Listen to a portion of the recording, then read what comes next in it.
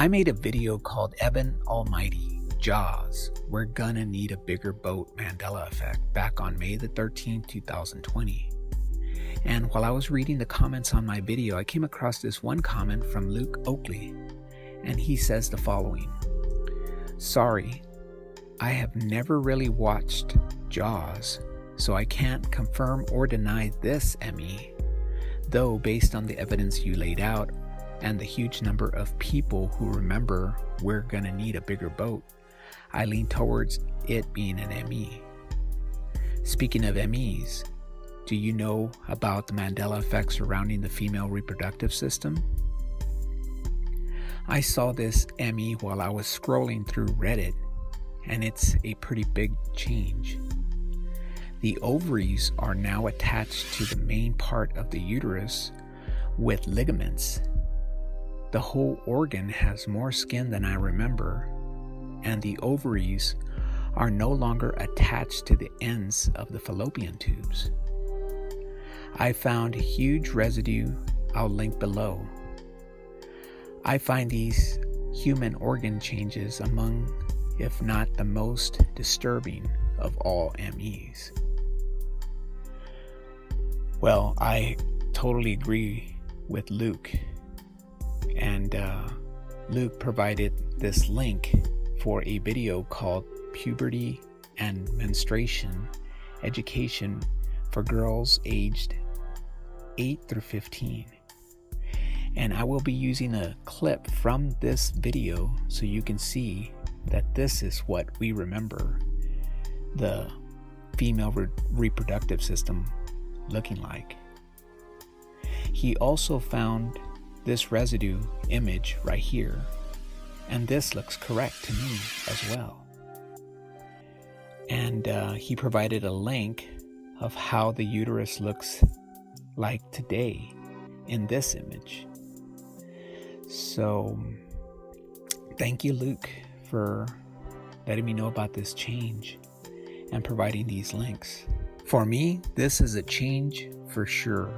I do not ever remember the female reproductive system having these ligaments attached to the ovaries.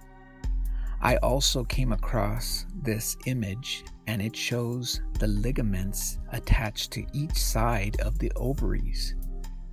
This shows the ligament connected to the uterus and connected to the fallopian tubes like this. It doesn't even make sense. It looks very, very strange. I did talk about this change on Rena's Maybe It's Mandela'd channel on a live stream, and I will include the link for that live stream in the description below if you want to check that out. So take a look and let me know what you remember. When a girl's body is ready, the pituitary gland sends out the growing up signal that sets the reproductive organs to work. At this time, hormones in your body become very active as they begin to prepare your body for womanhood.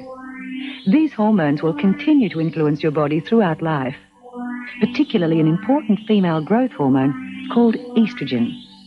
The most obvious changes during adolescence are the gradual growth of breasts, a rounding of the hips, the appearance of hair over the pubic bone and underarms, and the beginning of menstruation.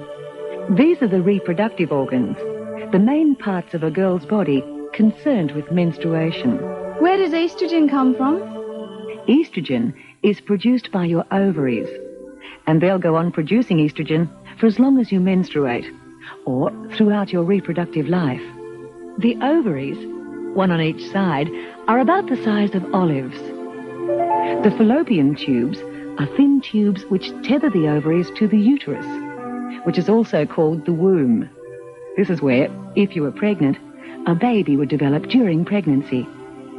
Your uterus is about the same shape and size as an upside-down pear. At the lower end of the uterus is a tiny opening called the cervix, and attached to the cervix is the vagina, the passageway leading from the uterus to the outside of your body. Your ovaries contain about 400,000 ova, or eggs, which were already present when you were born, because, as you know, a woman's body is designed for the possibility of having children one day. It's during the menstrual cycle that your body prepares itself for a possible pregnancy. Each month, a tiny ovum or egg, 100 of them could fit on a pinhead, is expelled by one of your ovaries and scooped up by hair-like tissue at the end of the fallopian tubes. Then the ovum begins its journey through the fallopian tubes to the uterus. This takes from 3 to 6 days. While this is happening, your uterus has been building up a lining of healthy new tissue and blood, so that by the time the ovum reaches the uterus, this lining is rich and soft. If the ovum has been fertilized, how this happens will be shown later in this film. It will attach itself to the lining and develop into a baby. But most of the time, the ovum remains unfertilized and just passes through the uterus and out of the body. When this happens, your uterus no longer needs its rich lining, so the blood and tissue of the lining is shed out of the uterus, down through the vagina, and out of the body. This is called the menstrual flow, and the loss of the lining can take from 2 to 8 days. Let's watch the cycle again. Every month, a tiny ovum begins its journey through the fallopian tube to the uterus. While this is happening, your uterus builds up a lining of healthy new tissue and blood.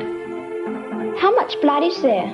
Firstly, menstruation is not really bleeding in the usual sense.